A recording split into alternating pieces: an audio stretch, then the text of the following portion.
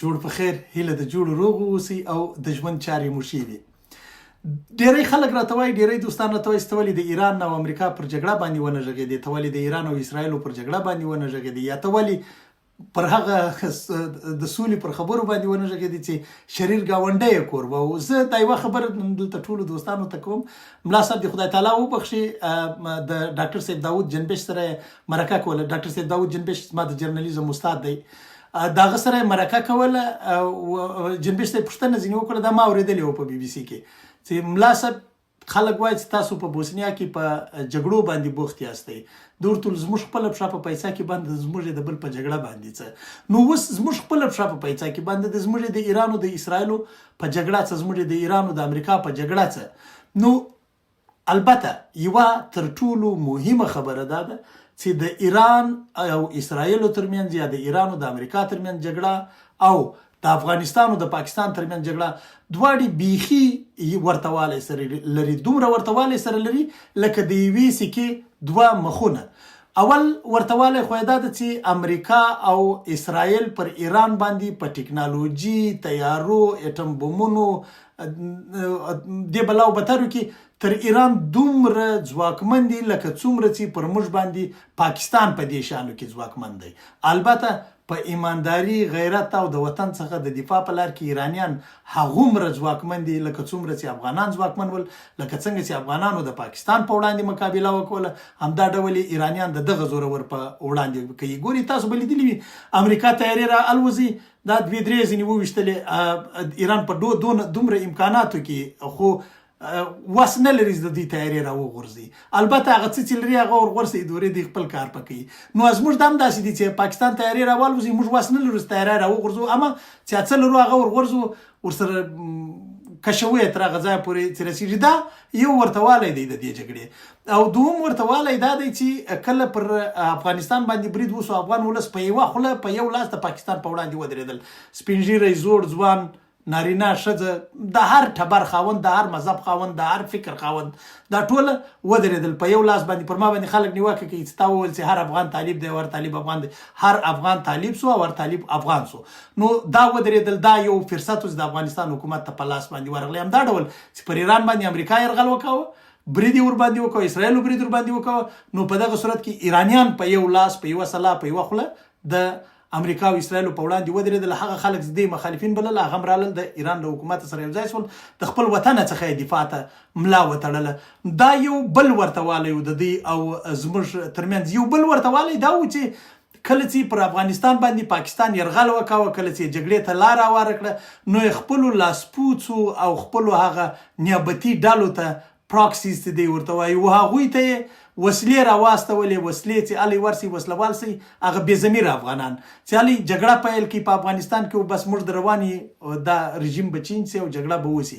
نو همدا ډول ټرمپ وایي، ولسمشر ټرمپ وایي چې موږ ایرانیانو ته وسلې ورکړي، هغه د مظاهرو پر مهال باندې کردانو ته وسلې ورکړي دي، نورو ته وسلې ورکړي دي.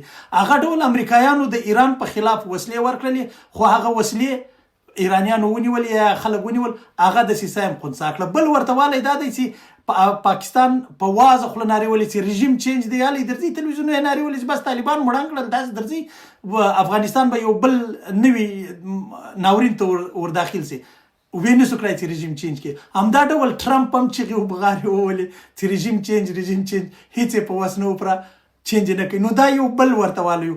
بل جالب ورته والی دا دی چې یو بل فرصت چې افغانستان ته په جګړه کې په لاس ورکول سو، هغه د ډیورند د کرښې کیلي ولې چې د افغانستان په تاریخ کې دا کیلي همیشه پاکستان له ځانه سره ساتلې وي او د افغانستان یا زموږ په خلاف به استعمالولې، خو دا کیلي هم افغانستان ځینې راوړلې، د ډیورند دروازې باندې پاتې سولې.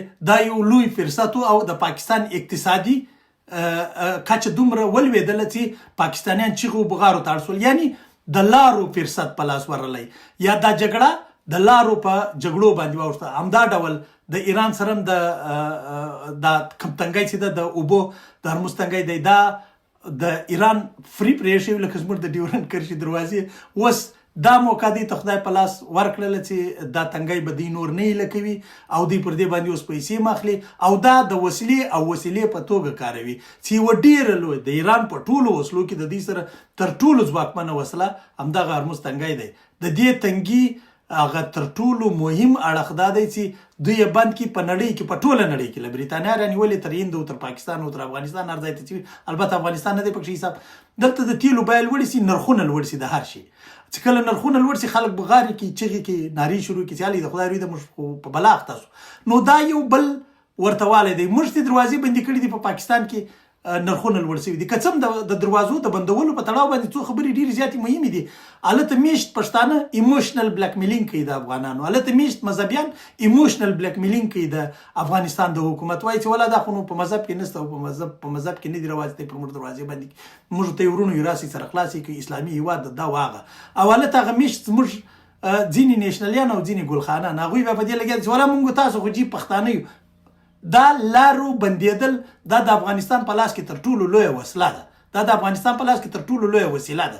او دا چې تر څو پورې دا کلي زموږ په لاس کې پاکستان به موږ ته محتاج وي. یو څه موده به لکه اوس چې پر دوی باندې تیاري ورغورځي یا بمباري پر کوي، پر موږ به هم په دې حالات کې ښکېل یو، لیکن اخر به ماته غاړه وړي. نو دا یو بل شی و. خو تر دې ټولو ورآخوا ته وبخښئ یو مهم اړخ د دې دواړو جګړو دا و چې ورته والی سره لري.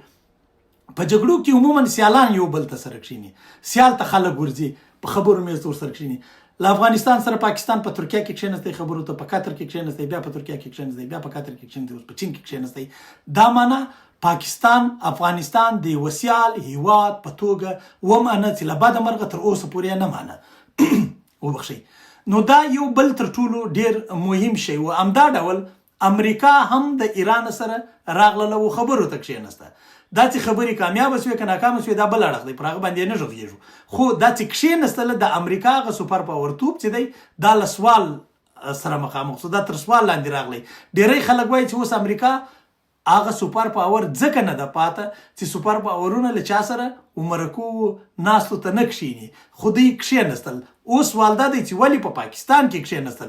نو په منځني ختیځ کې عموما دا چارې چې وې دا به قطر په مخ وړلې، عموما به دا چارې ترکیې په مخ وړلې، عموما به دا چارې سعودي عربستان په مخ وړلې. دا د منځني ختیځ هیوادونه، دا میډل ایسټ موږ ورته وایو، دې هیوادونو به ډېر دا رول لوباوه. هلته جګړه روانه وه، هغه د یو فریق سوي و د ایران خلاف. نو ایران هلته نه کښېنسته. او بل په دغو نوره نړۍ کې پر بل هیواد باندې د امریکا خبره دومره نه چسپېدلې چې دا ورته د خدای روی ته وګوري هسې مرکې ته درځي. موږ خو له دې خلکو سره په بلا اخته سو، ځکه د تیلو بیې ډېرې لوړې شوې. په دنیا کې یو قسم د ګرانۍ څپه راغله چې هر ځای یې ولړزاوه. نو دا وجه وله چې پاکستان یې د دې شي کوربه کړ. خو یو بل شی درته، پاکستان یو ور د مجاهدینو په دوره کې پیس ټاکس کړي دي، یعنې خبرې یې کړي دي، بیا یې د طالبانو په تېره دوره کې کړي دي، او بیا یې دا د اوس وکولې. ټولې خبرې زده کړي دي، هغه ناکامه شوي دي. دا خبرې هم ناکامه کېږي. په دې په ستر مه ګرځئ چې هر ځل یې خبرې کړي دي هغه د دوی دښمنان شوي دي. زه مطمئن یم چې امریکا او ایران به دواړه د دوی دښمنان کېږي. دا یو بل بحث دی، زه دې ته نه ځم، پر دې به بیا په تسلي وغږېږو. اوس راځم د فرصتونو دا موضوع ته چې زه وایم چې نور کم فرصتونه یا کم ډول دوی د جګړې ورته والی سره درلودی. نو دوی وایي چې موږ د امریکا وایي چې موږ د دغه د ایران اټومي بټۍ له منځه وړو، یو یې نه وړلی شوې. همدا ډول پاکستان ویل چې موږ به په افغانستان کې د وسلو جوړولو کارخانې له منځه وړو، د ډرون الوتکو کارخانې به داسې له منځه یوسو، هغه هم یو نه وړلی شوې.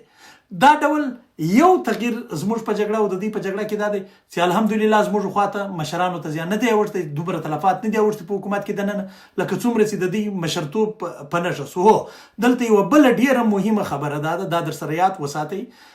په ایران کې هغوی پړۍ جوړې کړي دي، ځینې جوړې کړي دي د نسل پر نسل باندې، ځینې جوړې کړي دي د خپلو واکمنو، د خپلو چارواکو، د خپلو وزیرانو، د خپلو رئیسانو، د خپلو استخباراتو. له بده مرغه دا شی په افغانستان کې نشته. خدای دې وکړي چې په افغانستان کې هم جوړ شي.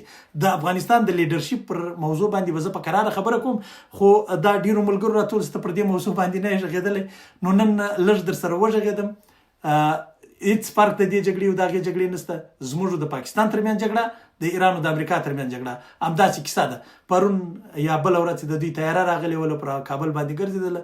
خدای ستا و زړه بدی لري، لیکن خو تاسو ولیدل امریکایان نن هوتل په ایران سره د دومره امکاناتو باوجود دا وطنونه غټ دي، دا وطنونه پراخ دي، په اساني نه ساتل کېږي. وخت به راسي بیا به ګورو. هغه دغه ارمان لوني فقیر شعر دی، وخت به راسي بیا به ګورو پاکستان منافق. نو وخت به راسي، خدای مهربانه ذاتی ژوند خدای مو شاده باد او بریالي لره. تر بلې لاندې ویډیو هیله ده دا معلومات مو د خوند او د معلوماتو سبب ګرځېدلی وي. البته دا زما نظر دی چې دا جګړې په دغو ځایو کې ورته والی لري. یو شی د افغانستان ولس، د افغانستان خلک، د ایران ولس، د ایران خلک او د ایران حکومت او د افغانستان حکومت د خپلو دشمنانو خلاف نر غوندې مقابله کړې ده. ژوند خدای مو شاده باد او بریالي لره. د داسې افغانستان په هیله چې همیشه وځلیږي.